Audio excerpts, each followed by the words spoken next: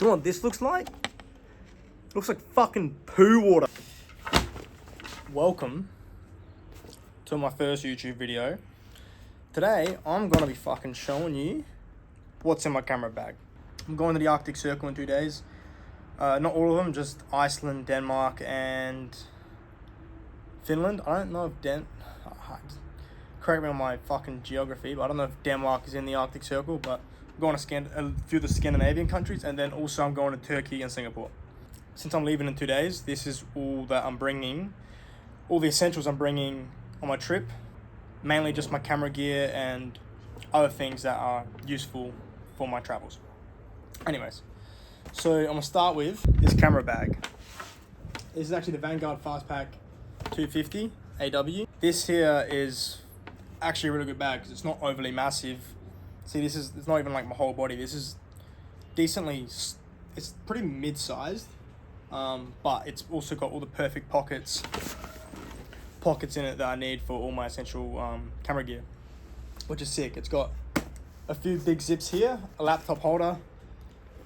All your camera gear is all down here, and then you can even have a few like buckles and shit for the tripod as well. And then also back here, if you can like slightly see, not only is there padding, so it's also very comfortable, but this this strap here is really good for putting it on your luggage if you don't want to carry it around the airport. Let's open it and then you can have a quick look at what's inside my camera bag.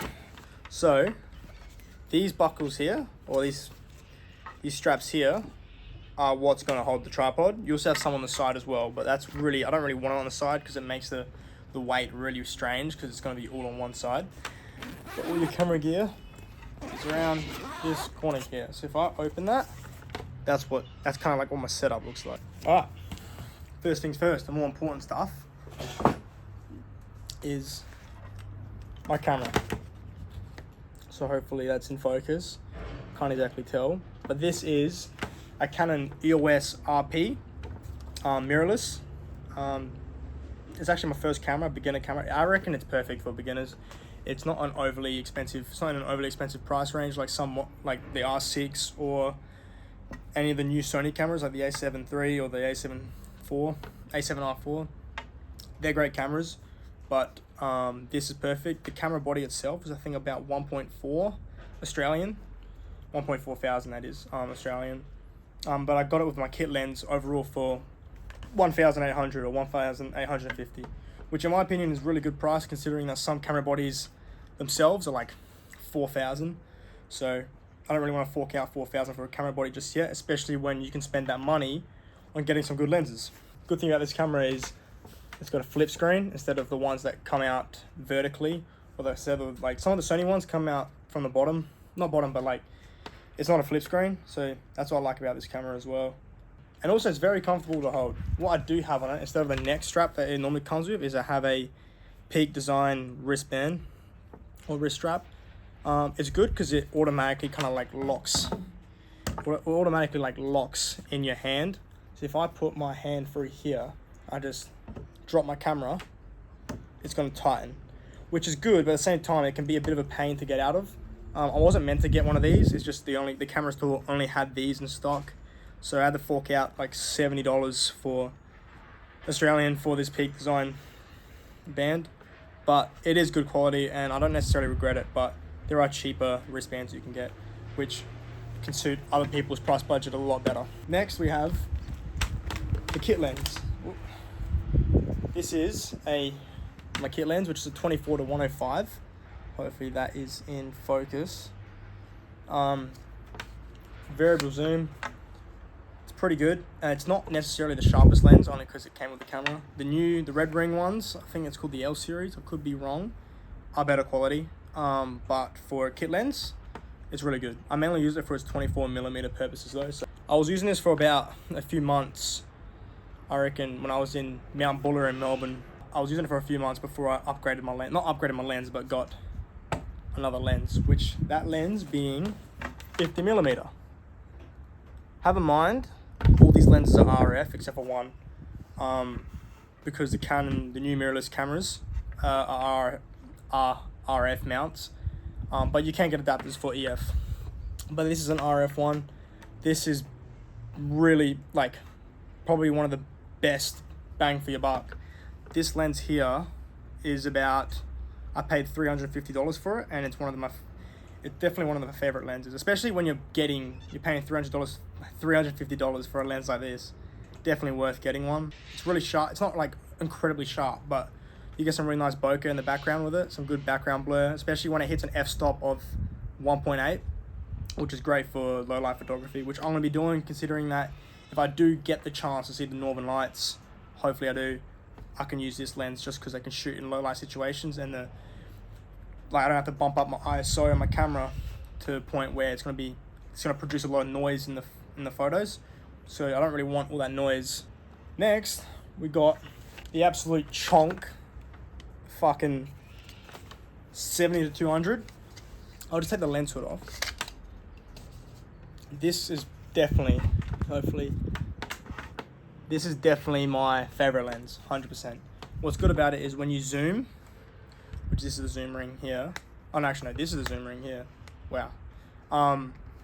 It's all internal, so all the glass, all the mechanics on the inside, and the camera lens doesn't extend out. Like, for example, like this one, these are okay, but what's bad about here is you can get like sand, like I currently have on the inside here, which isn't good for a camera lens. So that's what I don't like about this lens.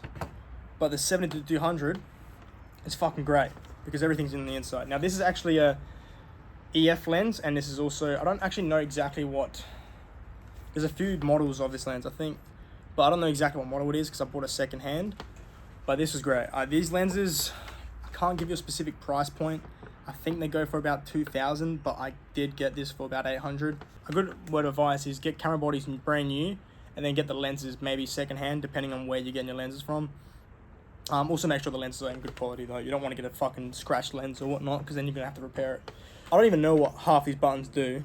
I have a UV filter on there, mainly to protect the lens. It is a little bit dirty.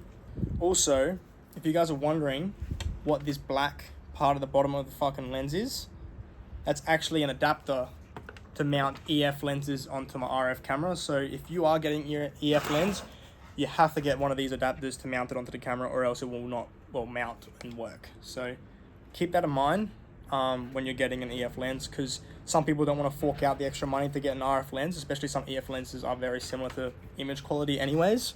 Don't think that you always need to get an RF lens for your camera when you can just get the adapter for it. Obviously that lens comes with a lens hood. Normally it's for light, but I reckon this is going to be more useful for protection purposes, especially with snow and rain. Lens hoods are perfect if you don't want to get your lens glass like wet or dirty. So lens hood's also an essential for your travels. Another essential for my travels to Iceland and Scandinavia is a drone. This is the DJI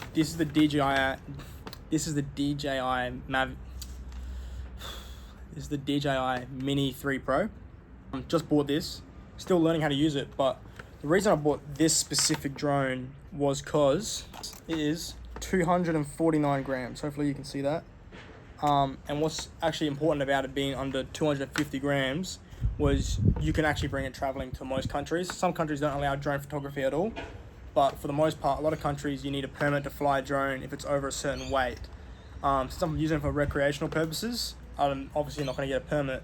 This drone is actually perfect for what I'm using it for, and I can bring it to countries without getting it confiscated or without also using a permit. So make sure if you want to travel and you don't need a permit, if you don't want to get a permit, this is a perfect drone. Also, the price on this one is about, I think it was 1.3 compared to, let's say, a better quality drone from DJI like the Mavic 3. It can go up to like 4 grand, I think.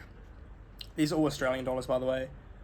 So yeah, this was very good for its price. Having that being said though, obviously in high wind situations, it's not going to do as well as such as the new Mavic Pro drones. I got the RC controller with it. I didn't get the standard controller where you attach your phone to it, because I like these a lot better. If you're wondering where the joysticks are, they're actually on the back, right here. Yeah, so I just like the screen better. I feel like it's better quality. Another essential, I feel like every photographer needs anyways, whether they're traveling or not, is a tripod. This is the Vanguard tripod. I don't know their specific model. It's aluminium, not carbon fiber, but it's the reason I got this one is because it's actually small. It's a little bit, to be completely honest with you, it's a little bit heavy. It's not the most the most practical in sense of weight and traveling, but it's small, so I can fit it on my bag easily. I can fit it in luggage easily. If I want to bring it, if I want to bring it to the gym, I can bring it in my gym bag easily. Very good tripod. I'd like to get a carbon fiber one in the future. It looks a bit dirty because it's like covered in like salt from like salt water and whatnot. So great tripod. It can extend obviously with the legs and whatnot. Plus also, if you don't have a tripod and you're a photographer, what are you doing? So if you guys are wondering what the laptop I got is a MacBook Pro 2023. This is actually 14-inch. So it's perfect for like traveling. I didn't want to get the MacBook Air just because the MacBook Pros in my opinion run better and they're bigger. But yeah, that's kind of like the size of it if you guys are wondering the general size of them. Perfect for my traveling. It fits directly into a laptop compartment in my camera bag.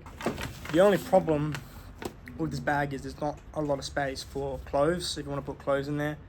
So that's a bit of an issue, but it's not that bad. It is technically just a camera bag, so I'm not complaining about it.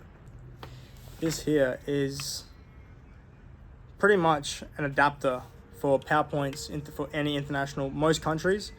So you take this off and you have your American and you plug it in the back with your Australian PowerPoint. You got European. If I take this off, I don't actually know exactly what country this one's for, but you can see how versatile this is, especially when if you do travel a lot, it's just easier to use one of these rather than just getting all separate adapters for different PowerPoints and whatnot. So yeah, I don't actually know how much this was, but yeah, I assume it wouldn't be too expensive, but